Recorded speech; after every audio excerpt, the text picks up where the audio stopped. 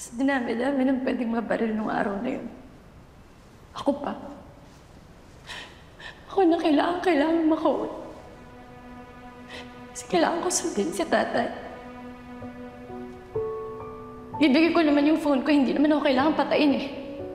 Hindi ko na alam kung nabalitaan ba ni tatay kung ano nangyari sa akin. Kung huli man lang ba yung hold-upper na yun. Kung kamusta na ba yung lagay ni tatay ngayon. Kaya sana, madala kay tatay yung pitaka na yan. Para malaman na niya kung anong nangyari sa anak niya. Para din na rin siya maghintay.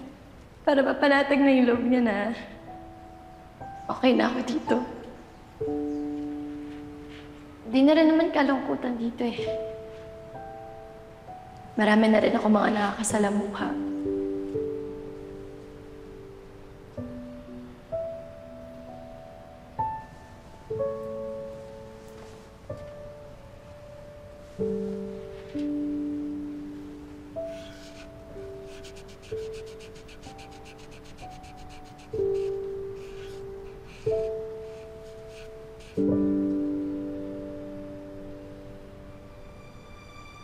Akala ng mga tao. Ang mga naiiwan lang ang nahihirapan.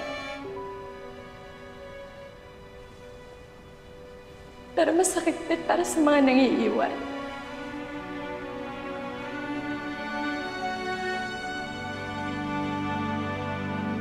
Kasi umaasa sila na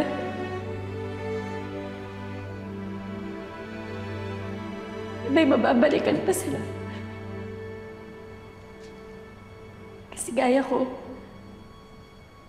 hindi na pala ako makakabalik.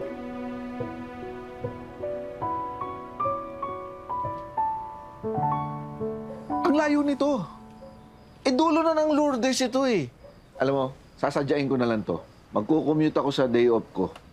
Ay, mas okay kung itong bus ang gamitin mo. Para makita ko naman din si tatay. Hindi pwede yun. Hindi ko naman ruta yun eh. Ano ba napapala mo dyan sa pagsunod-sunod mo sa mga utos at saka pag-oo mo sa mga tao? Ano nangyari sa'yo? Yumaman ka ba? Sakit mo naman magsalita. O bakit? Totoo naman ah. O kita mo nga to si Otoy oh. Walang ginawa kundi mag-mobile games. Tamad pa yan kumuha ng mga pasahero. Nakita ko nga yun nung isang araw eh. Kumukupit sa mga pasahe. Talaga? O bakit ikaw? Hindi ka rin gumawa ng labag sa batas kahit minsan? O sige. Pero, una't huli na to ha. Mawawalan pa ako ng trabaho sa'yo eh. Oo, huli na to. Tsaka pag nagawa natin to, hindi mo na ako makikita ulit na mangungulit sa'yo.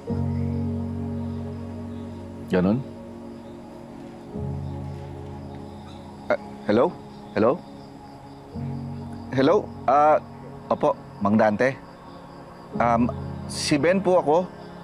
Meron lang po akong kailangang dalhin sa inyo. Importante po. Opo. Ay, opo. Papunta na po kami dyan. Mga 6 na oras lang po, nandyan na kami. Sige po. Abangan ko po kayo. Opo. Salamat po. Ano sabi? Nandun lang daw siya maghihintay. Buti na lang, meron siyang social media account. At tama yung nahanap natin, ha? Oo, ako gumawa niyan eh. Meron ko siya talaga na account noon pa. Ano na kaya yung itsura niya yung tatay ngayon? Gusto mo makita?